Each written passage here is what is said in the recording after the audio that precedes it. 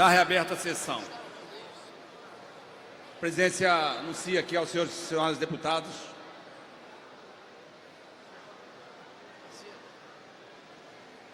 pedir para assinar embaixo do nome, por favor.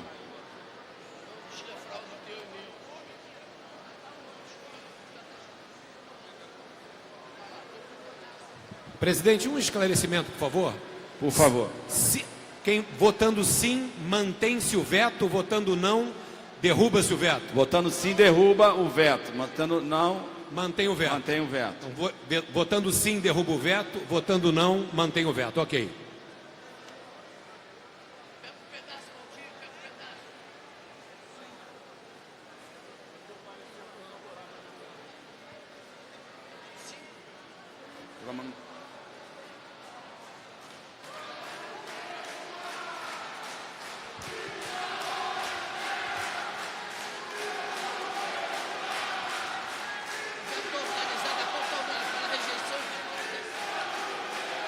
Pela rejeição, sim. Pela manutenção, não. A pauta já está organizada nesse sentido, senhores deputados.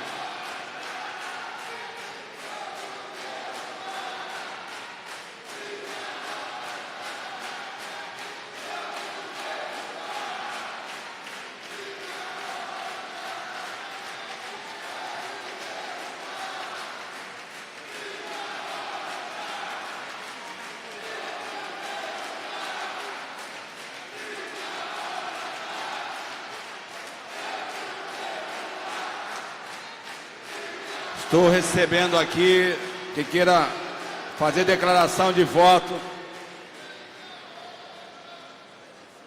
Já estão inscritos Luiz Paulo, Conte, Mink, Lucinha, Valdec e Osório. Marta Rocha. Mink já está inscrito. Já estava.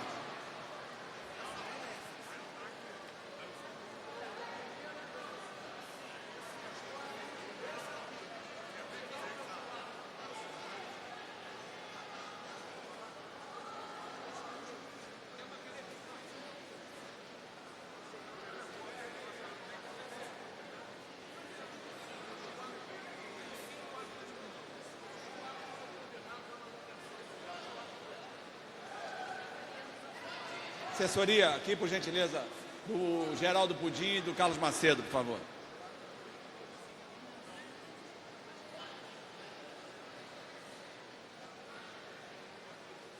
Pela ordem, senhor presidente. Só para atentar aos deputados que, como o primeiro projeto saiu de pauta, a numeração da cédula começa do segundo projeto que havia sido divulgado na pauta anterior. Senhor presidente. Porque o primeiro foi retirado. Então, Ok. O primeiro projeto na cédula é o que era anteriormente o segundo projeto na pauta anteriormente publicada. Saíram de pauta e entrarão na próxima quinta-feira. Deputado Luiz Paulo. Senhor presidente, está havendo muita dúvida. E outros projetos foram retirados de pauta também. Os deputados têm que ter análise projeto por projeto. Alguns deputados estão em dúvida. Para derrubar o veto, sim, tem que votar sim. Para manter o veto, não. Sim, derruba o veto, não mantém o veto. Vamos votar sim. Sim. Pela rejeição, sim. Pela manutenção, não. Rejeição, sim. Manutenção, não.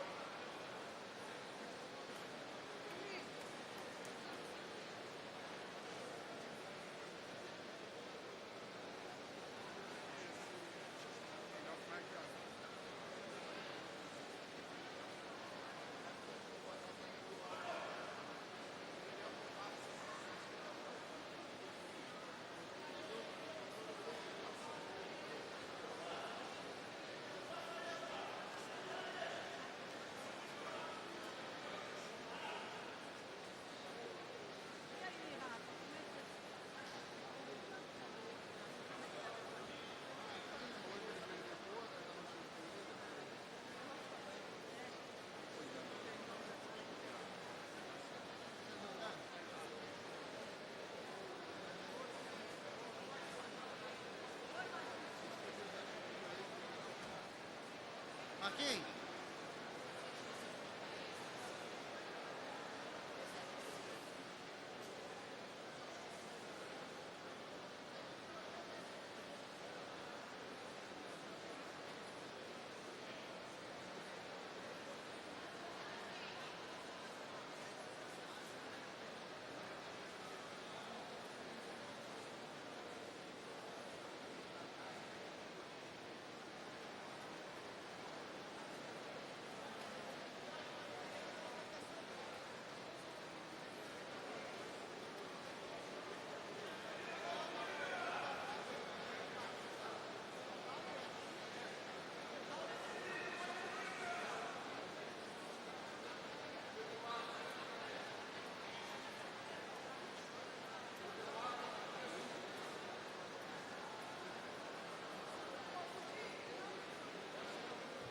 Presidente, pela ordem. Deputado doutor Julianelli. O 3993 tinha sido acertado que ia ser pela retirada e ele está aqui para ser votado. Confirma? Página B. 3993. É o 10. 39 é o veto aposto ao projeto de lei 3032A de 2005. Confirma, foi retirado. Não. Esse é do Carlos Mink. Esse foi... Não. Na cédula. 3993, senhor presidente. Foi acordado e retirado. Não. Mas qual é? 3393. Isso foi retirado. 3993. 3393 Não. do DICA. 3993, presidente.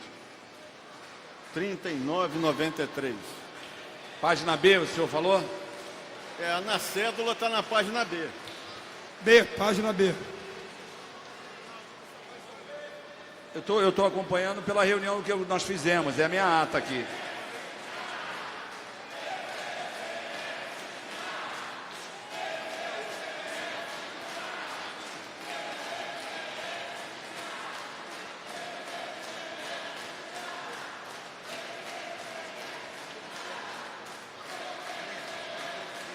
Presidente, tem algo que facilita, alertado pela deputada Marcela Giovanni. Os primeiros projetos são todos acordados do voto sim e no final o voto não. Isso ajuda na hora de preencher essa orientação. Está escrito pela manutenção e pela derrubada. Pois é, mas é bom dizer porque facilita. Presidente. Vivemos tempos que temos que dizer o óbvio. Presidente, confirma aí, por favor. Página B, número 13. Página B, número 13, do acordo. 441/2015. Paulo Ramos. Não. A pauta que estava lá, presidente, no Colégio de Líderes. Página B, número 13. Projeto 3993.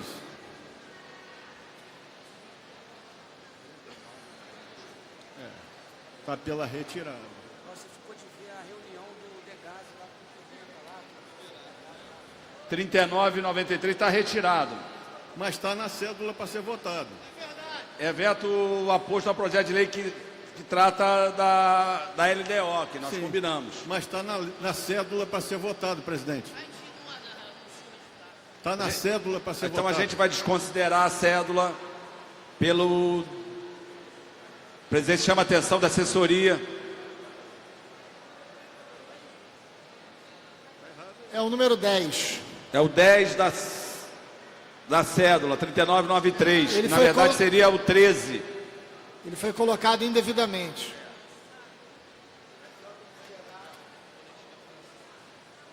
Senhor presidente, é só considerar esse A retirado. presidência chama a atenção dos escrutinadores. O 10º da pauta, desconsiderar, tá? Deputado Geraldo e Carlos Macedo. Não. Partido maior, tem que falar sobre mais acordo nenhuma, cara.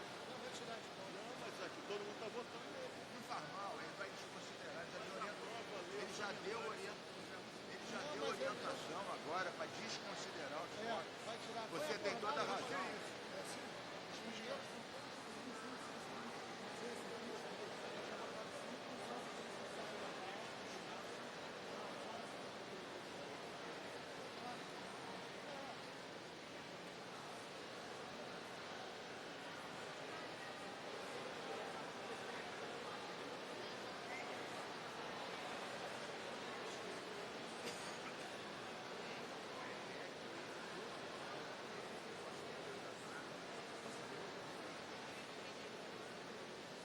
Senhor presidente,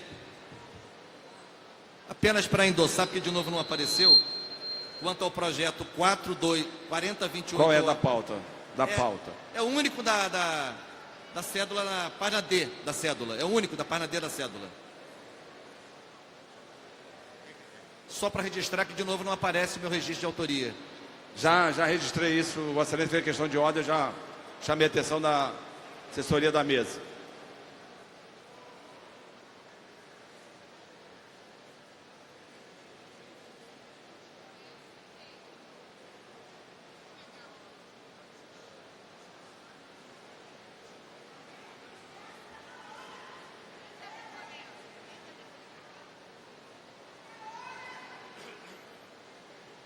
Está presente na tribuna o deputado eleito Marcelo Cabeleireiro, do município de Barra Mansa. Seja bem-vindo, Marcelão.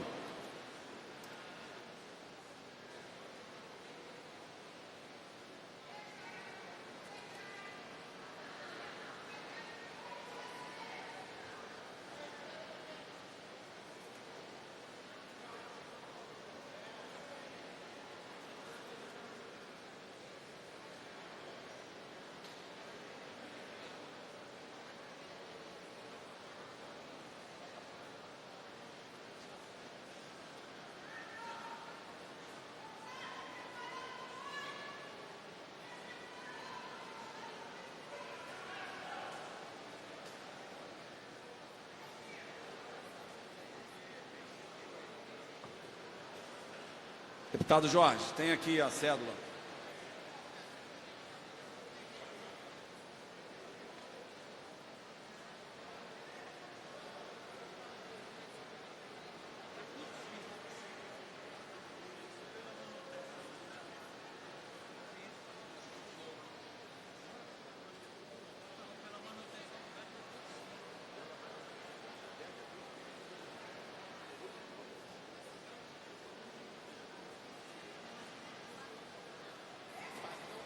A presidência chama a atenção dos senhores deputados, nós já colhemos 29 cédulas.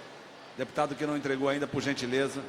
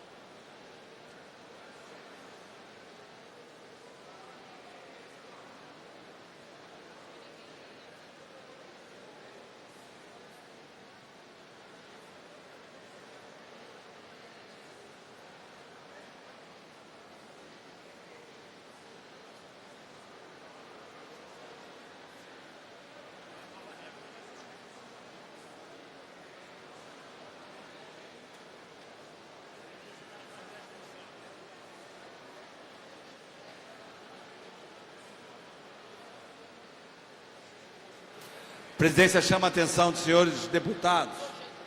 Todos entregá-lo?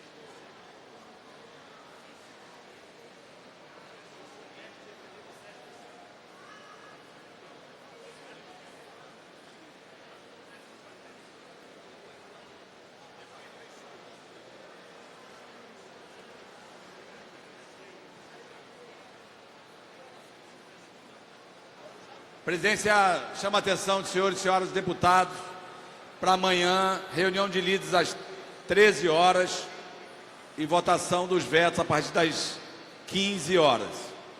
Senhor presidente. Estamos aqui nos finalmente, mas a informação é que foram derrubados todos os vetos acordados e mantidos todos os acordados. Somente, Deputado Paulo Ramos. como da reunião de líderes, nem todos comparecem, até porque não existe nenhuma obrigação em comparecer, de a Vossa Excelência, para esclarecer que amanhã o primeiro veto a ser apreciado será o veto da SEDAI. a SEDAI. Na verdade, do Refis. E a votação Nominal no painel. dar-se-á no painel. Deixando claro que os demais vetos serão apreciados, dependendo do resultado, também no painel, que eu quero discutir um a um, Sem problema. para deixar evidente, para que haja uma mobilização e nós possamos fazer respeitar o poder legislativo e, com a unanimidade dos presentes, derrubar o veto.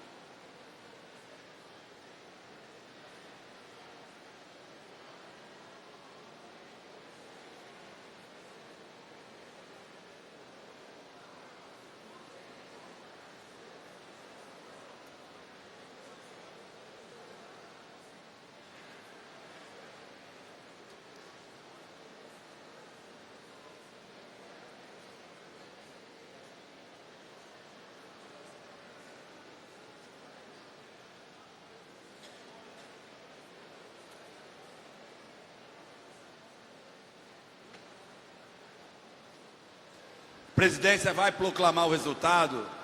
Pediria atenção, senhores e senhoras deputados. Vamos cantar veto a veto por ordem.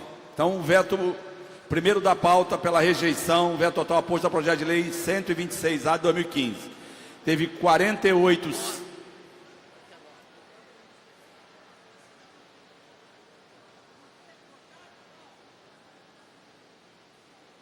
Senhor presidente, muito rapidamente, quando Vossa Excelência se esclarece. Senhor presidente, nós estamos recebendo aqui, senhor presidente, dentre os servidores presentes, servidores da saúde, que estão aí lutando pelo plano de cargos, carreiras e salários. O veto aposto pelo governador naquilo que está ligado ao interesse dos servidores da saúde, foi retirado da pauta em função da complexidade. Como amanhã tem uma nova reunião de líderes para tratar da questão ligada a veto, eu vou sugerir a Vossa Excelência que voltemos a debater o tema, para que não deixemos somente esse veto, que envolve também o PCCS da saúde, fora da votação, que possamos encontrar um caminho, pelo menos para votar, de modo a que esses servidores possam ter uma resposta do Poder Legislativo. Deputado Paulo.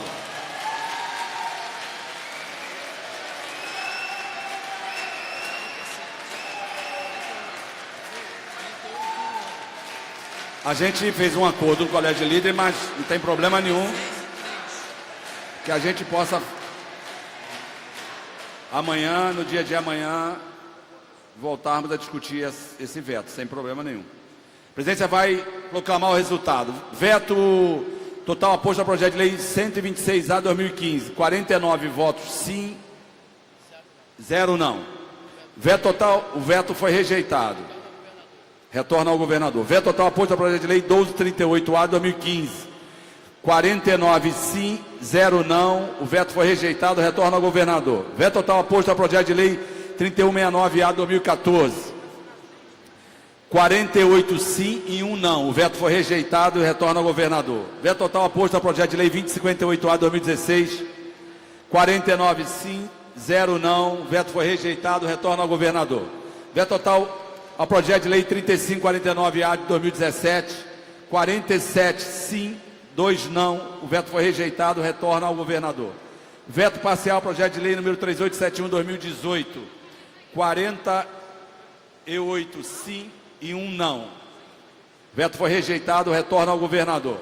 Veto total ao projeto de lei 2963 de 2017. 49 sim, 0 não. Veto foi rejeitado, retorna ao governador. Veto total oposto ao projeto de lei 301 de 2015. 49 sim, 0 não. Veto foi rejeitado, retorna ao governador.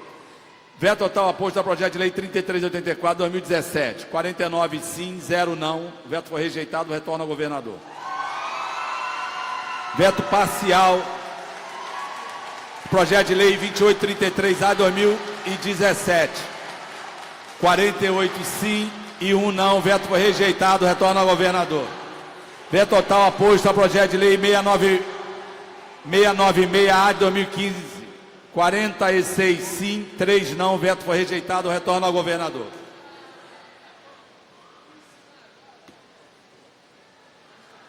Veto total oposto ao projeto de lei 441 de 2015. 49 sim, 0 não. Veto foi rejeitado, retorna ao governador.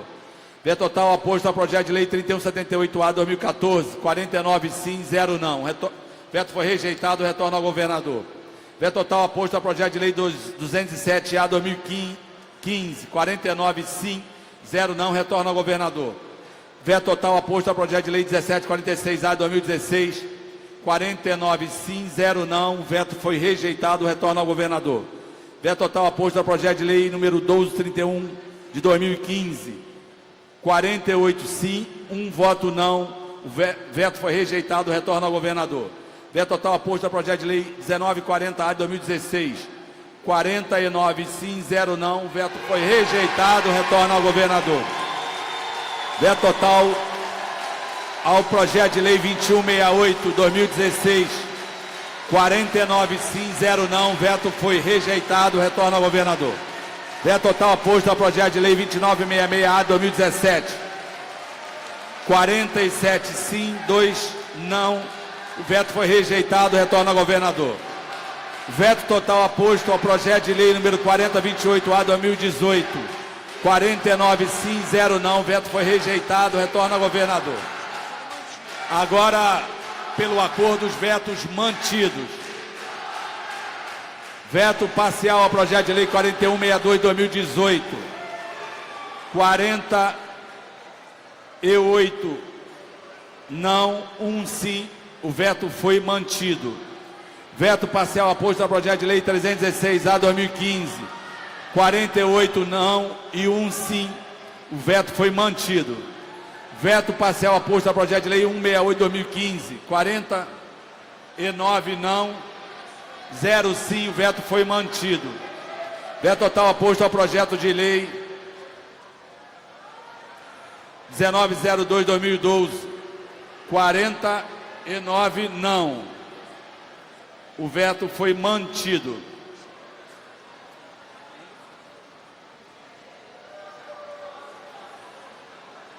Então, bem, nós fizemos a votação relativamente rápida dos vetos. Agradecer os senhores e senhoras deputados para a declaração de voto.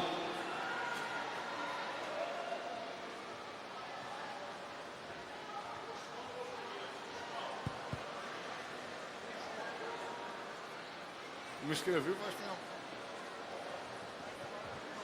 Primeiro a declarar voto é o deputado Luiz Paulo. Senhor presidente, eu queria primeiro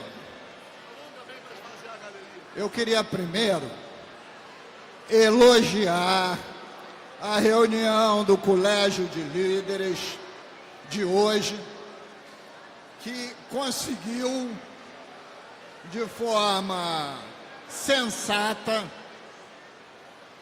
concluir pela derrubada de 20 vetos e pela manutenção de 4 vetos, fora aqueles que foram retirados para retornar à pauta de quinta-feira.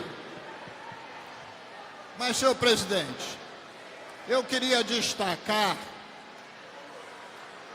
o veto que foi derrubado,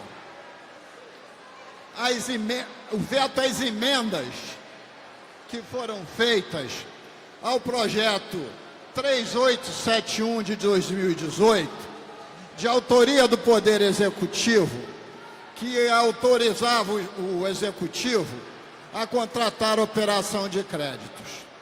E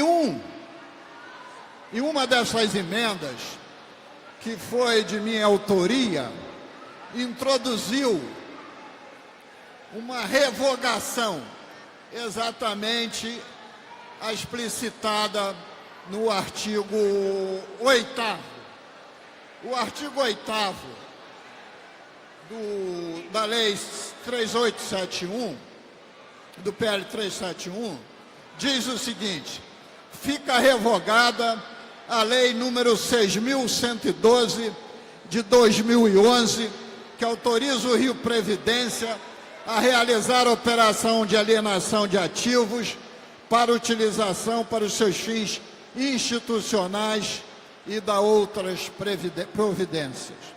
Senhor presidente, essa lei genérica, aprovada por essa casa, de boa fé, não imaginava que esse dispositivo legal estivesse proporcionando que o Rio Previdência tomasse empréstimos por conta de adiantamento de royalties e participação especial. E, na verdade, no governo Cabral, isso foi feito a rodo. Se tomou empréstimo à Caixa Econômica Federal, ao Banco do Brasil, e depois foi lançada debêntures no estado de Delaware, nos Estados Unidos, que geraram prejuízos incomensuráveis ao Fundo Único do Rio Previdência. A tal ponto que no ano de 2015, quando caiu o preço do barril do petróleo e o dólar também despencou, o Rio Previdência arrecadou 0 de royalty participação especial, porque tudo que entrava era para pagar as debêntures que estavam vencidas. Isso depois propiciou um waive, um perdão em relação aos pagamentos, que trouxe ainda mais prejuízos aos cofres públicos. Esse número hoje talvez esteja na casa de prejuízos na ordem de mais de 3 bilhões de reais. Talvez mais do que isso, porque me foge hoje a memória.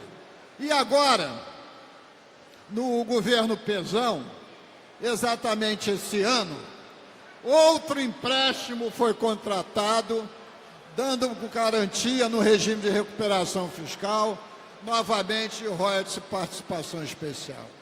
O Ministério Público do Estado ajuizou uma ação, mas o juiz deu a liminar somente para que o Ministério Público tivesse conhecimento do edital de contratação do lançamento das debêntures, que tinha corrido em sigilo. E mais essa operação funesta foi realizada.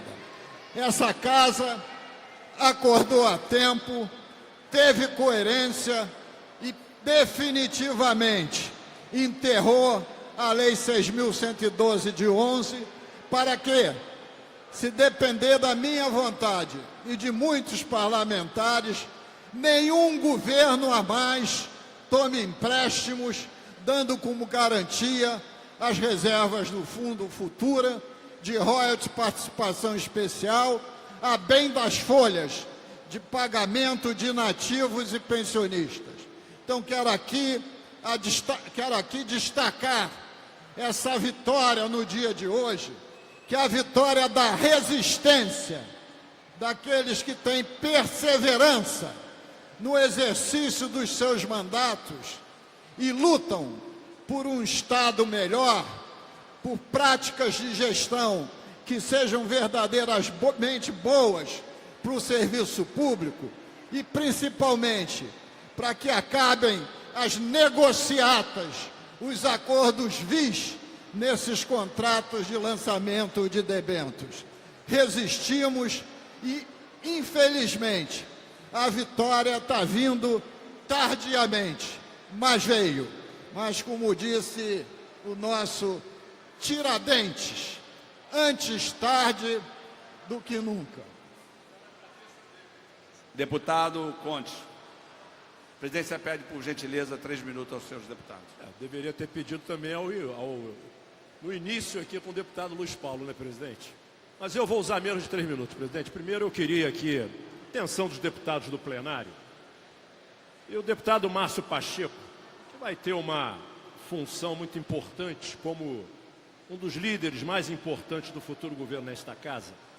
Eu quero deputado Valdec, deputado Serafini, deputado Tio Carlos, deputado Mink, deputado Eliomar, em nome da Comissão de Educação, fazer aqui um registro de protesto veemente em relação a um vídeo que vimos nesse final de semana de um jovem democraticamente eleito deputado federal por esse estado, pelo PSL, que se dirige de forma grotesca, de forma pouco respeitosa, a uma educadora pública, diretora do Colégio Pedro II de Nova Friburgo, de Petrópolis.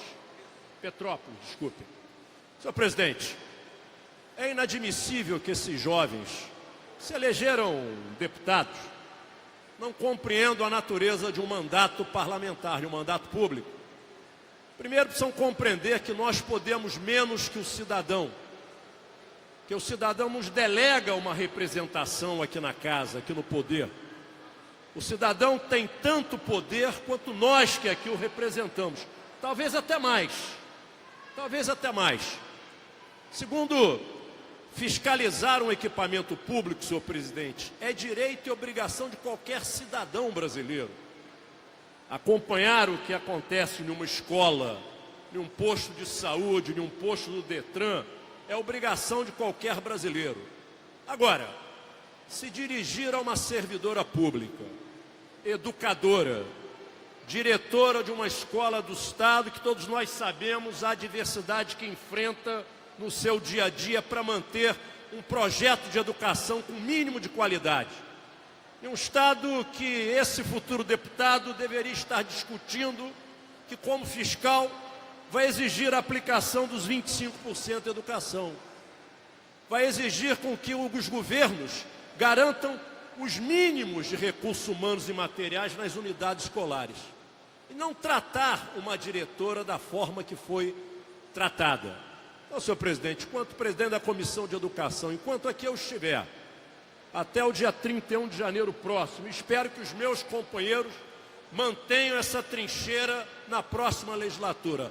Nós não vamos permitir que ninguém, especialmente um parlamentar desse Estado, desrespeite uma diretora de escola, uma servidora pública, uma educadora. Vamos deixar claro a posição da Comissão de Educação. Segundo, senhor presidente, parabenizar ao conjunto de deputados a compreensão que teve de derrubar o veto na matéria da UESO. A UESO é a mais jovem instituição de ensino superior da nossa rede estadual. Era fundamental a derrubada desse veto, presidente, que reconhece, essa lei reconhece o papel do Conselho Superior daquela casa, no que diz respeito à progressão de carreira dos seus docentes profissionais, no que diz respeito à forma de ingresso dos futuros docentes daquela instituição. Reconhecer o papel do Conselho Superior de uma instituição de ensino era uma dívida que nós tínhamos com a nossa jovem UESO. O passo dado hoje consolida a nossa universidade, o nosso centro universitário da Zona Oeste, lá em Campo Grande. Por fim, também o reconhecimento aos profissionais da FAETEC, garantindo a isonomia de 30 horas nas carreiras técnico-administrativas. Era uma luta do SINTB FAETEC de muitos anos. Nós já tínhamos conquistado essa redução nos profissionais da SEDUC, da Secretaria de Educação, e hoje corrigimos, estamos dando a isonomia merecida aos profissionais da FAETEC. Muito obrigado à liderança de Vossa Excelência, que soube conduzir com equilíbrio, com serenidade, esse debate aqui na casa. Muito obrigado, presidente. Obrigado, deputado Conte. Próximo orador, deputado Carlos Mink, para a declaração de voto. Senhor presidente, senhores deputados, queria saudar especialmente a Vossa Excelência, deputado André Siciliano, sorridente, democrático líder, pelo acordo, né? Vossa Excelência não fez, foram todos os líderes, mas Vossa Excelência conduziu bem e levou à aprovação de leis essenciais aqui para o Estado. Eu me pergunto, em outras circunstâncias, se nós teríamos derrubado essa quantidade de vetos tão importante, por exemplo, garantindo a eleição direta na FAETEC, garantindo as 30 horas, ao ESO. No nosso caso, senhor presidente, nós tivemos 3 vetos apreciados e um deles é fundamental aqui para a segurança do Estado. Não foi apenas meu, foi com outros deputados, a deputada Marta Rocha, que está aqui presente, e vários outros deputados, deputado Zaqueu, que é o controle das armas. Quer dizer, milhares e milhares de armas saem dos quartéis da PM, das delegacias, das firmas de segurança privadas, vão para a mão da bandidagem. E não há um controle sobre essas armas, não há um rastreamento. E esse veto derrubado determina que haja um rígido controle. Esse projeto sintetiza 9 das 48, deputados Valdec e Eleomar Coelho, das 48 resoluções da CPI do controle de armas. Um outro veto também derrubado, portanto, mais uma lei, foi um pedido da Fiocruz e outras áreas da saúde e do meio ambiente, que 1% dos TACs, dos termos de ajuste de conduta, com recursos das firmas privadas, né, como a CSN, a Reduc, qualquer empresa, seja destinado ao acompanhamento desses TACs, quer dizer, saber se essas obras realmente vão resultar em melhoria do meio ambiente, melhoria da saúde dos trabalhadores. É fundamental. Tem TACs, como o TAC da Reduc, deputado Valdec, de 1 bilhão e 100 milhões de reais. E a pergunta é, o que isso resultou de melhoria na saúde dos trabalhadores da Reduc ou dos moradores de Caxias ou da Baixada? Então agora, por exemplo, esse de 1 bilhão teria 10 milhões para projetos de acompanhamento dos resultados no meio ambiente e na saúde do trabalhador, para saber se isso está funcionando ou é um engano. E também o projeto das sacolas plásticas, que no fundo proíbe as sacolas descartáveis e determina que elas sejam obrigatoriamente reutilizáveis ou biodegradáveis. Então eu queria agradecer a todos os colegas pelos votos que permitiram a derrubada dos vetos em projetos ambientais e da área de segurança de minha autoria ou coautoria, e também parabenizar vários deputados que tiveram projetos tão fundamentais na área da educação, da saúde, também convertidos em lei, graças a esse esforço dos líderes e dos partidos coordenados por Vossa Excelência. Obrigado. Deputada Lucinha.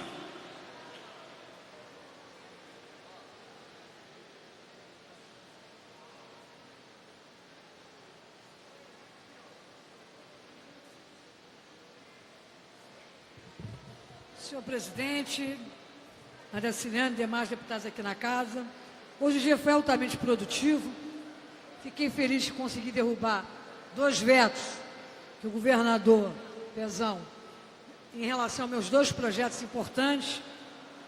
O mais importante deles é que fala da rampa para o deficiente físico, para o idoso, poder adentrar da plataforma adentro da composição do trem. Foi um projeto que tramitou aqui na casa, teve o apoio de alguns deputados também, que apresentaram algumas emendas. E eu queria dizer que esse projeto é fundamental, porque só quem anda de trem, eu ando de trem e metrô o tempo todo. Eu saio de Campo Grande de trem, solto na central e pego o metrô. E vejo a dificuldade do idoso, a dificuldade do deficiente físico de conseguir adentrar a composição do trem. O desnível, né, que bota em risco principalmente as pessoas que não conseguem, pela questão da idade, os deficientes não são alijados desse processo. Então, vim colocar aqui e dizer e agradecer aos meus pares, que me ajudaram muito nessa compreensão, me ajudaram a derrubar esse veto. Outro veto importante também, que hoje nós conseguimos derrubar aqui nessa casa, de minha autoria, o projeto, que fala sobre a questão do pedágio. Porque tem municípios, né, que tem pedágio. Então, o próprio morador, ele, por muitas vezes, ele se sente prejudicado porque tem que pagar 2 vezes. É chamada dupla cobrança. E aquele trabalhador que mora no município de Rio Bonito e ele trabalha no município de São Gonçalo, ele tem que pagar pedágio. Tem um pedágio dentro do próprio município do Rio Bonito, como também tem em Itaboraí, como tem no Rio de Janeiro, a linha amarela. E o cidadão utiliza e ele é obrigado a pagar 2 vezes. Então, para acabar com esse absurdo da dupla cobrança, da cobrança do pedágio, para que o município de Itaboraí, o município de Rio Bonito e outros municípios possam se desenvolver. Então, foi importantíssimo a derrubar esse veto. E dizer também sobre a questão do veto que nós derrubamos, da UESO, que é a universidade a mais nova que nós temos, que é da Zona Oeste, que conseguimos também derrubar um veto importante, porque vai dar oportunidade, autonomia aos docentes daquela universidade. Então, eu queria agradecer a todos vocês e dizer, mais uma vez, deputado André Ciliano, pela sua forma de conduzir os trabalhos aqui nessa casa. Sempre me coloquei se posicionando em relação a isso. Foi Foi muito correto ter votado todos os vetos da forma que foi feito, e assim é muito mais produtivo. Então, obrigado por representar tão bem o nosso parlamento, que apesar de todo o desgaste da imprensa na mídia, aqui nós trabalhamos, aqui nós produzimos. E tem outras casas legislativas que não produzem nada, mas a mídia não vai lá cobrar. Então que a mídia venha cobrar aqui, porque aqui nós trabalhamos e votamos. Obrigado, deputada Lucinha, pelas palavras. Deputado Valdec Carneiro.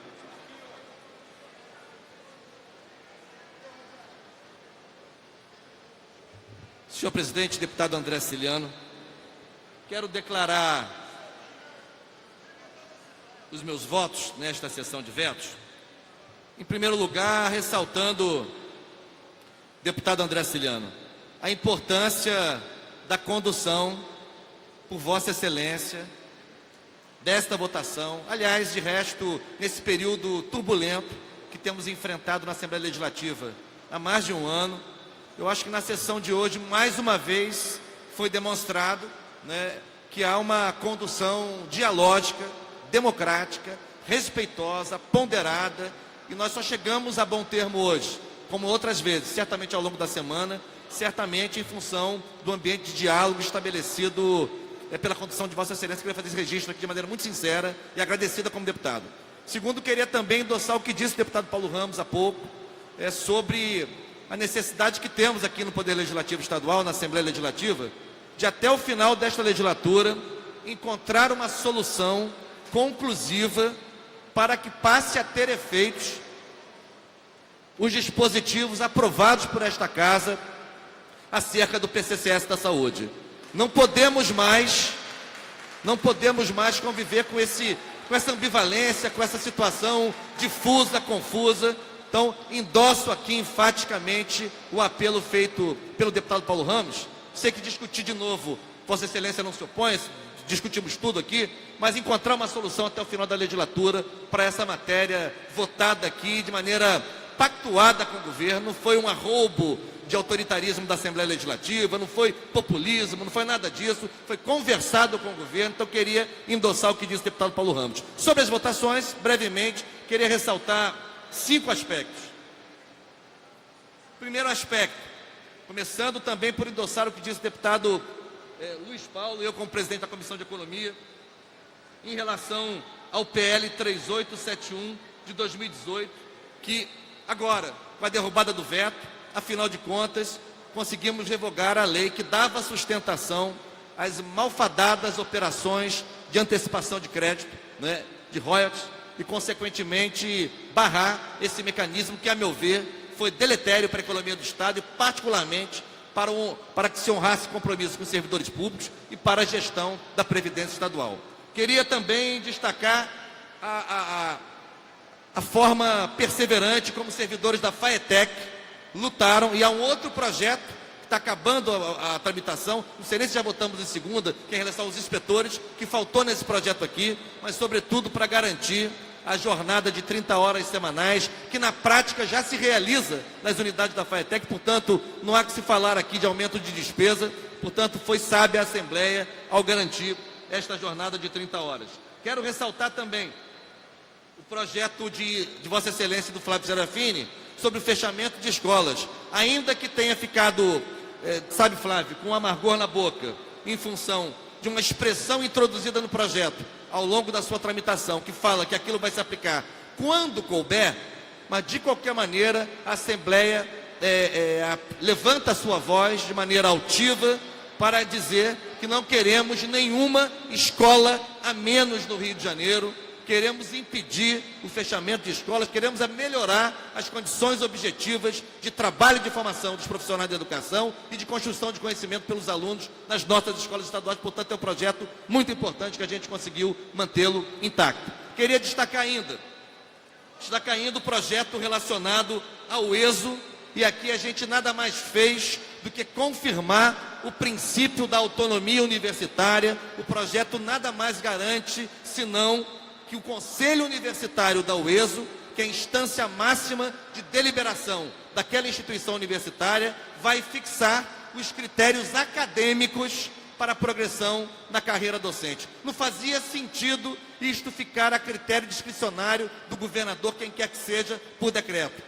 A gente precisa, de uma vez por todas, construir as condições para que a UESO seja plenamente reconhecida como a grande instituição universitária estadual que é no Rio de Janeiro, e para isso, além da sede, além de servidores técnicos administrativos, além de uma carreira docente isonômica em relação ao UERJ e ao UENF, também garantir que os princípios da autonomia universitária se materializem plenamente no cotidiano daquela universidade, entre os quais este que nós garantimos hoje, que é o Conselho Universitário fixar com autonomia os critérios acadêmicos para a progressão docente. E por último, mencionar o que me parece também importante, que é o projeto em que a gente conseguiu assegurar que vários órgãos estaduais tenham a sua perspectiva de extinção vedada. Foi isso que a gente fez. Esse projeto que a gente conseguiu manter de pé, é o projeto pelo qual nós conseguimos garantir, o 4028A, nós conseguimos garantir que vários órgãos estaduais que estavam sob ameaça de extinção, de fechamento de suas atividades, pudessem ser mantidos. Vários deles, todos eles, aliás, são de elevado interesse público. E eu vou aqui, para concluir, senhor presidente, faço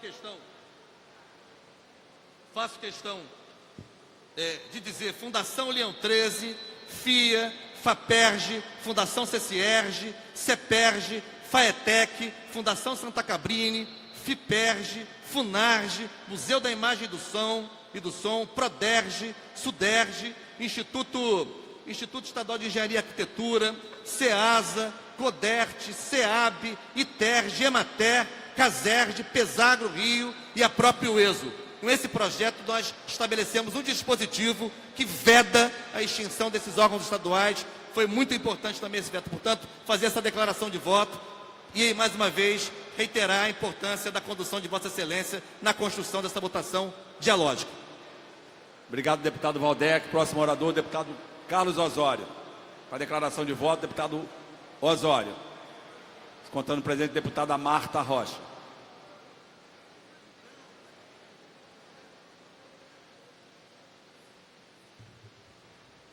Presidente, boa tarde a todos e todas que ainda se encontram aqui na galeria. Quero saudar de modo muito particular os profissionais da UESO e da FAETEC, dizendo que também sou autora, do projeto que quer garantir as 30 horas da FAETEC. Quero fazer um cumprimento especial ao nosso presidente, dizer, deputada André Ceciliano, que hoje, na nossa reunião do Colégio de Líderes, nós mostramos o quanto somos capazes de discutir temas importantes, temas conflitantes, mas não perdendo de vista o diálogo e o respeito entre os pares, que é algo que tem que ser mantido nessa casa. Quero externar aqui o entendimento do deputado Paulo Ramos, e acho que nós estamos, sim, devendo uma solução no que se refere ao PCCS da saúde, e quero fazer coro ao deputado Paulo Ramos, no sentido de que amanhã, na reunião do Colégio de Líderes, tracemos uma estratégia para que seja possível, de uma forma definitiva, examinar esse tema, porque não é favor nosso, é algo de justiça a esse grupo de servidores que há muito tempo vem debatendo esse tema, e é algo de justiça, uma vez que foram firmados lá no Conselho, exatamente no Colégio de Líderes, o nosso compromisso na solução desse importante tema, que é o reconhecimento dos direitos e garantias dos servidores da saúde. Presidente, quero dizer que tive também a oportunidade de ser signatária do programa que objeto exatamente da CPI das armas, e esse programa que faz, então, um controle efetivo das armas de fogo, e esse programa foi hoje examinado, teve também a derrubada do seu veto. E esse projeto apresentado foi fruto da participação, do debate com a Secretaria de Segurança, com a Polícia Civil e com a Polícia Militar. E quero também agradecer aos meus pares, porque tive a oportunidade hoje também de ver aqui a derrubada de um veto num projeto meu que não queria nada, além da transparência, para que as seguradoras informassem em tempo regular e hábil quais os veículos que não eram alcançados mais com a garantia dessas seguradoras. E aí me causa espanto que o governo tenha vetado algo tão simples que só quer garantir transparência e só quer garantir direito dos consumidores. Nesse sentido, senhor presidente, amanhã estaremos aqui para analisar outros importantes projetos e não podemos perder de vista o nosso compromisso de trazer para o debate, ainda nessa semana, o projeto do PCCS e a consequente derrubada desse veto. Muito obrigada. Próximo orador. Obrigado, deputada Marta. Próximo orador, deputado Flávio Serafini. Deputado Flávio Serafini, para a declaração de voto.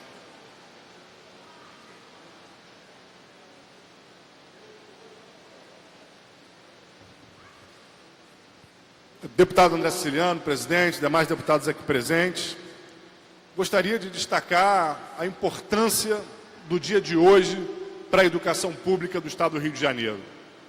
A gente conseguiu aprovar aqui mais de 25 vetos, alguns especialmente importantes para a educação, e eu quero destacar, senhor presidente, projeto de nossa autoria que impede o fechamento arbitrário de escolas no Estado do Rio de Janeiro.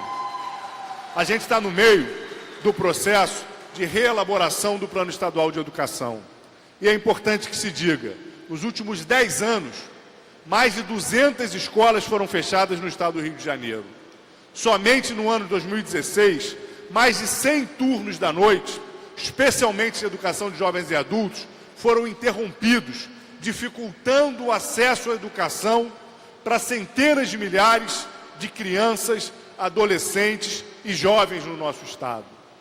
Todos os últimos governos insistiram na tese de se desresponsabilizar do segundo segmento do ensino fundamental, empurrando para prefeituras que muitas vezes não tinham capacidade de dar conta nem do ensino fundamental e muito menos de fazer os investimentos necessários em educação infantil, a responsabilidade por esse segmento que é também partilhada com o governo do Estado.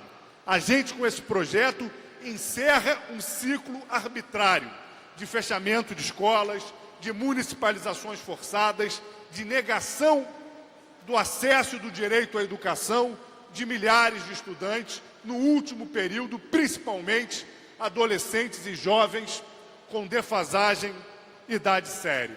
A gente abre um novo momento, que esperamos que com o Plano Estadual de Educação a gente consiga avançar num novo pacto pela universalização do acesso à educação, para que o Estado do Rio de Janeiro partilhe a responsabilidade pelo segundo segmento do ensino fundamental e cobre dos municípios investimento na universalização da educação infantil, da creche, e para que a gente consiga, dessa forma, fazer uma revolução na educação do Estado do Rio de Janeiro. Não tem fórmula mágica, tem investimento, tem políticas públicas que não podem ser só de governo, tem que ser de Estado para garantir o direito ao acesso ao conhecimento, para garantir o direito à expectativa e ao sonho de futuro para as nossas crianças, adolescentes e jovens aqui no Rio de Janeiro. Agradeço a presença de todos e todas que vieram aqui apoiar esse projeto. Destaco a importância de mais um passo na consolidação e no fortalecimento da UESO, quando a gente dá autonomia para que o seu conselho universitário aprove normas de progressão dos seus profissionais. A UESO é uma universidade estratégica, localizada na região que mais cresce no nosso estado, na região que mais cresce na cidade do Rio de Janeiro e das mais carentes em equipamentos culturais e iniciativas de garantir o acesso ao conhecimento, de iniciativas que garantam o crescimento dessa população e dessa região. E, ao mesmo tempo, aprovamos também o projeto de lei, do qual também sou coautor, que que define as 30 horas para os funcionários da FAETEC. Eu diria que fizemos barba, cabelo e bigode aqui hoje na educação pública do Estado do Rio de Janeiro, com medidas importantes para a FAETEC, importantes para a universidade e importantes para toda a rede estadual de educação. Agora é lei, apesar de Pezão, apesar de Wagner Victor, esse conjunto de iniciativas. Ainda temos muitas lutas nesse final de ano e destaco aqui a luta pela presidência da FAETEC e a luta pela implementação do plano de cargos, carreiras e salários dos profissionais da saúde. Lutas que a gente já conseguiu avançar, já conseguiu encampar e que agora temos que dar um passo definitivo.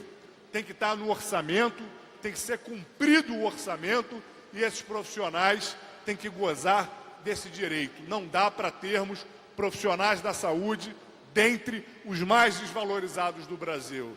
Então, seguimos firmes, seguimos na luta, que apesar dos pesares, com muita mobilização e com a nossa atuação firme, estamos avançando em pautas importantes para o Estado do Rio de Janeiro. Parabéns a todos que se mobilizaram, parabéns a todos que permitiram que o Rio de Janeiro avançasse hoje.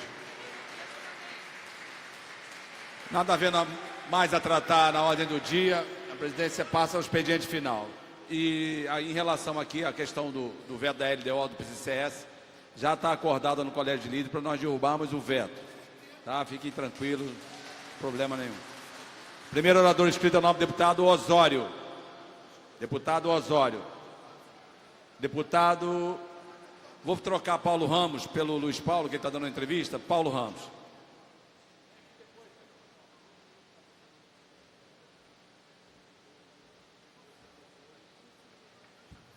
Senhor presidente, senhoras e senhores deputados, não vou tratar dos vetos, mas somente lembrar que foi derrubado o veto também de uma iniciativa minha, que é o passe livre para os estudantes universitários da rede pública e também da rede privada.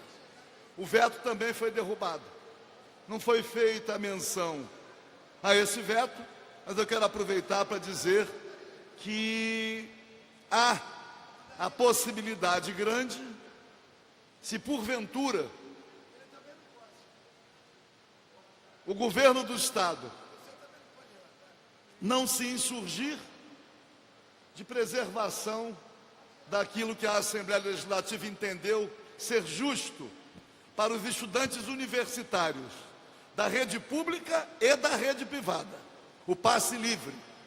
É preciso dizer àqueles que saem daqui comemorando que tudo aquilo que foi derrubado nesta casa, nos vetos de hoje, especialmente naquilo que pertine aos servidores públicos ou à administração pública, o governo do Estado, através da Procuradoria-Geral do Estado, poderá, de alguma forma, arguir a inconstitucionalidade.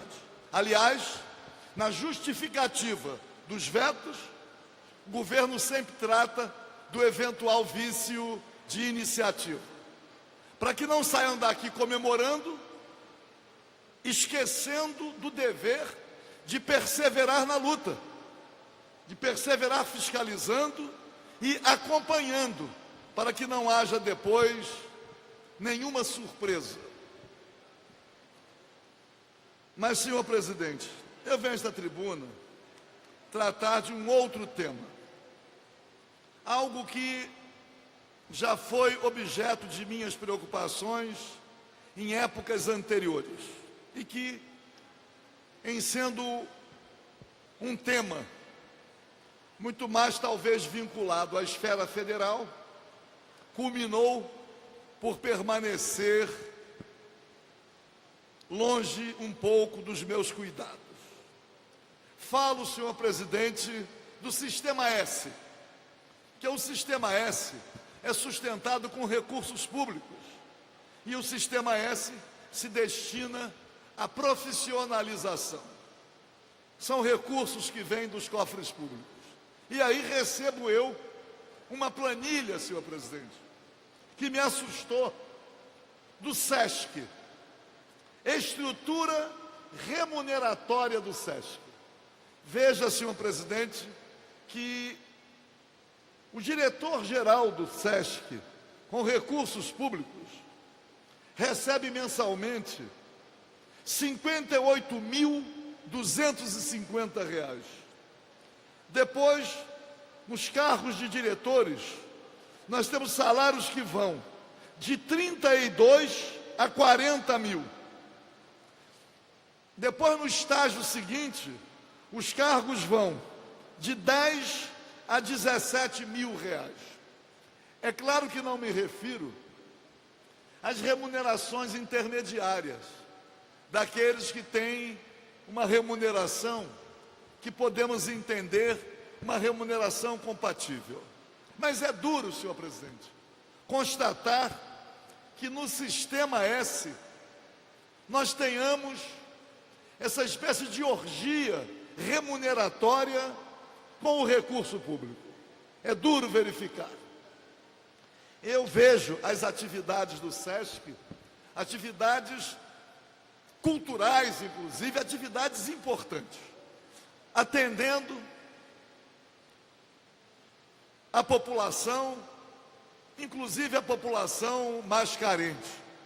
Por último, minha programação cultural, as peças teatrais, os conjuntos musicais, as apresentações. Mas longe de mim imaginar que uma parcela expressiva dos cargos de direção do SESC, e imagino, deputado Luiz Paulo, que isso possa abranger todo o sistema S. Imagino eu. Mas o diretor-geral, aqui no Rio de Janeiro, receber R$ 58.250 chega a ser algo um pouco assustador. Acompanhei alguns problemas na FEComércio, SESC, aqui no Rio de Janeiro, à época. Aliás, há uns anos atrás, cheguei, inclusive, juntamente com outro deputado, a recolher as assinaturas para que fizéssemos uma comissão parlamentar de inquérito, para que pudéssemos conhecer no Rio de Janeiro as entranhas desse setor. Mas, com o passar do tempo, e nós sabemos que esta casa é uma casa política, não foi possível concluir aquela iniciativa. De qualquer maneira, eu venho a esta tribuna para manifestar uma espécie de estranheza e imaginando, não é, que em tendo vida, que terei, o ano que vem estarei exercendo o mandato de deputado federal, eu vou dedicar também parte da minha atenção ao Sistema S, pela importância que defiro ao Sistema S, especialmente no campo do ensino profissionalizante. E espero poder conhecer as entranhas desses setores que vêm sendo também objeto de muitas manifestações de preocupação. De qualquer maneira, senhor presidente, salve o Sistema S e manifestar uma homenagem àqueles que ocupam cargos de direção, através de indicações que, obviamente, são também indicações que vêm do setor do empresariado, mas que são aquinhoados com uma remuneração tão substancial, fazendo chorar ou morrer de inveja os ministros do Supremo Tribunal Federal. Muito obrigado. Próximo orador inscrito é o nome do deputado Luiz Paulo.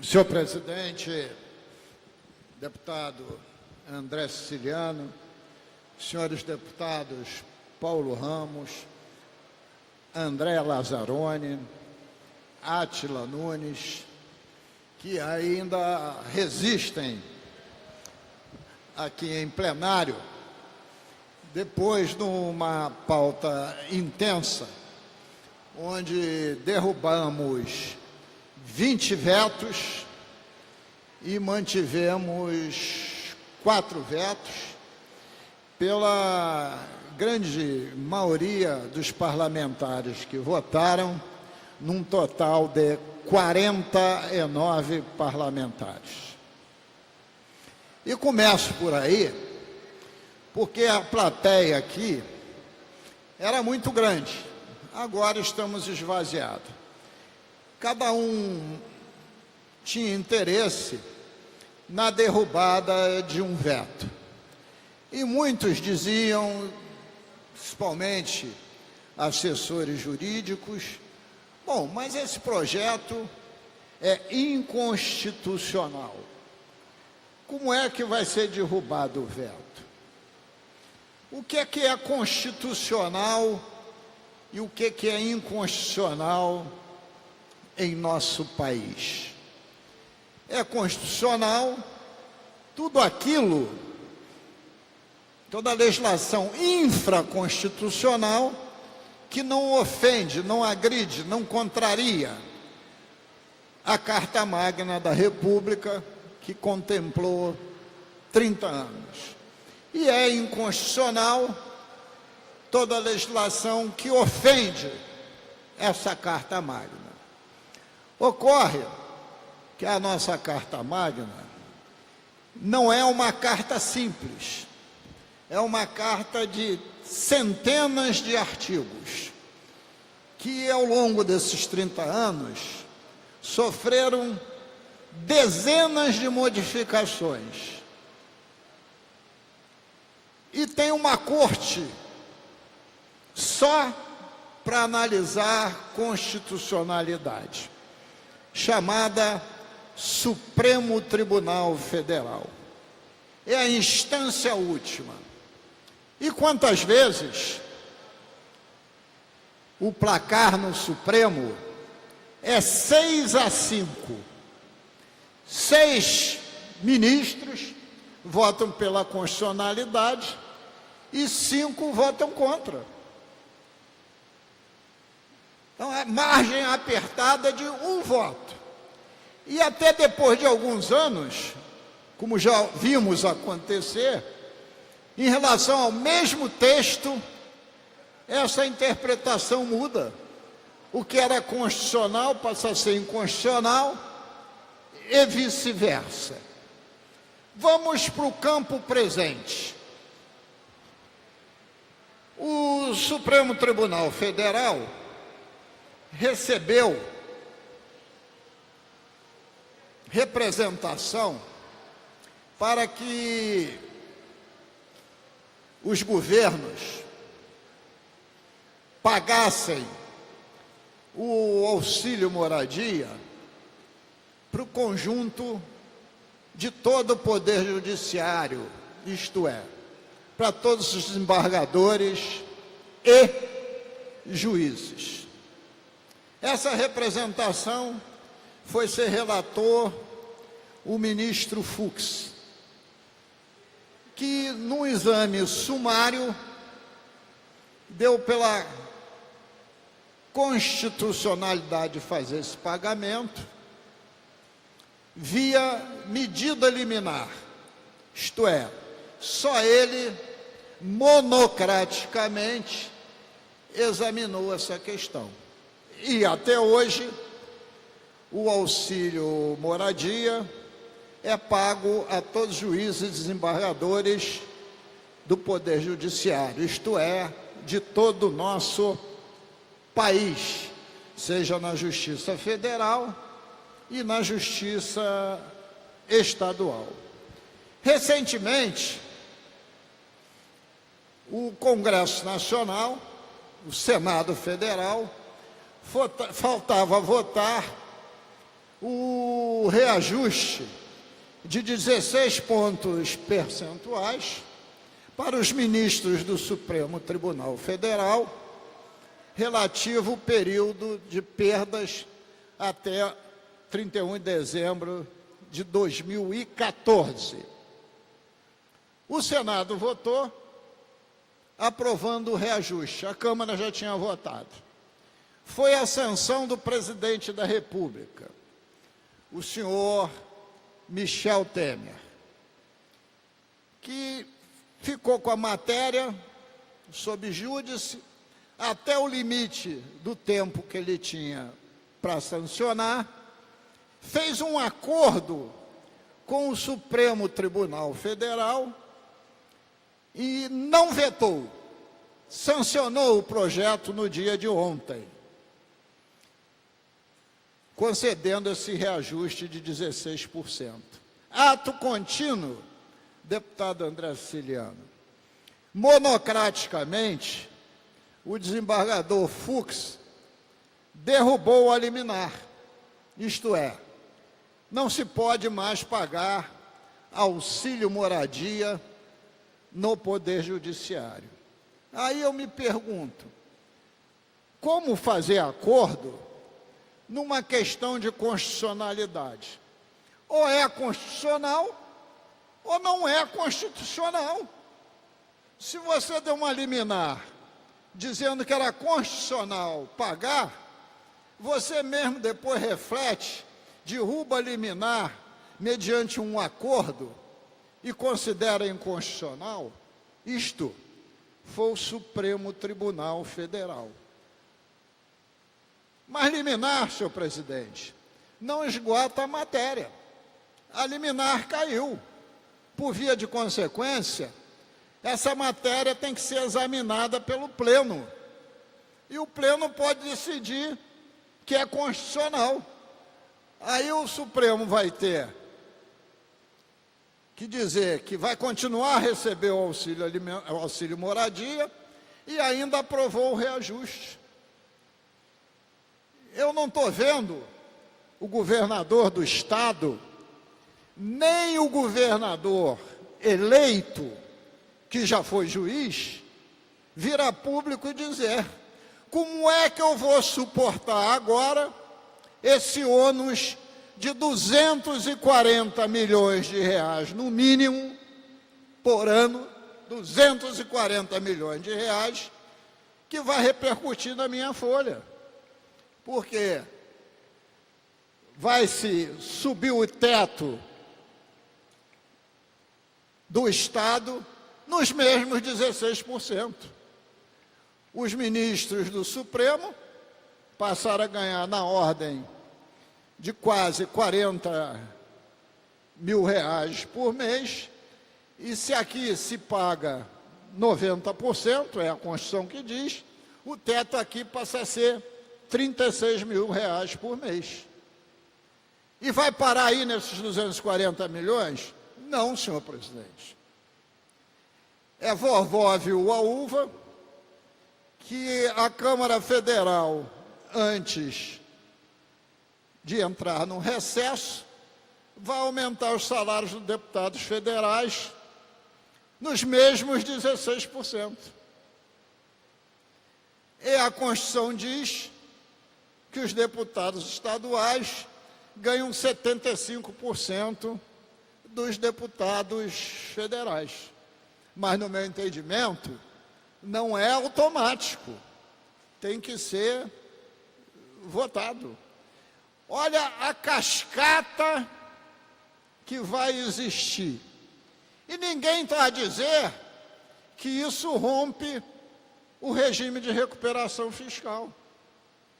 Quando se deu 5% de reajuste para o judiciário, funcionário, não juiz e desembargador, 5% para o corpo funcional do Ministério Público e da Defensoria, a casa aqui no Rio de Janeiro caiu. Como a Assembleia tivesse feito algo absolutamente inescrupuloso, rompendo o regime de recuperação fiscal. E esses 16 também não rompem? E o regime vai acabar por causa disso? Claro que não, porque foi para o Supremo Tribunal Federal com cascata para o Judiciário. Que 2 pesos e 2 medidas são essa? É claro que o símbolo da justiça é a balança equilibrada. Nesse caso específico, ela desequilibra a favor de quem tem mais poder. E hoje quem tem mais poder no Brasil é o Poder Judiciário. O Poder Legislativo está acachapado e o Executivo também. Um tema como esse, é importante que os governadores, presente e futuro, venham à tona. Chega lá no Congresso Nacional, chega lá no Supremo, entra com uma ação pedindo indenização de 240 milhões. Porque da onde vai inventar esse dinheiro? E volto a dizer, não vai parar aí porque vai ter um efeito cascata. Como é que a gente vai dizer aquele funcionário do Poder Executivo, da saúde, por exemplo, que ganha R$2.000 por mês, que ele não pode ter reajuste, recomposição das suas perdas? Porque para nós aqui, quando a gente vota, é reajuste. No Supremo não é reajuste, é recomposição das perdas. Então, senhor presidente, eu fico muito chocado com isso que aconteceu.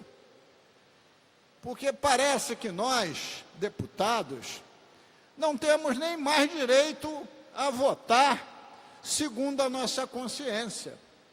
Porque se vota num caminho, a repercussão é negativa.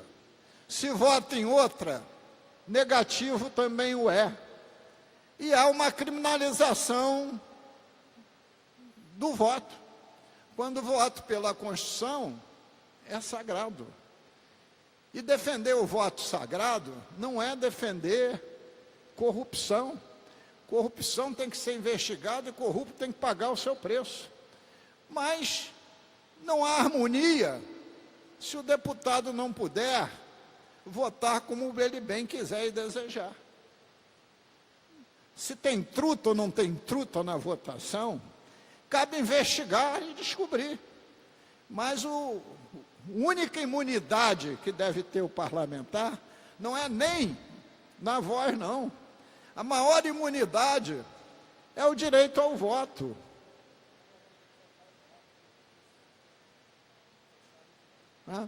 É o direito ao voto. Essa que é a grande imunidade.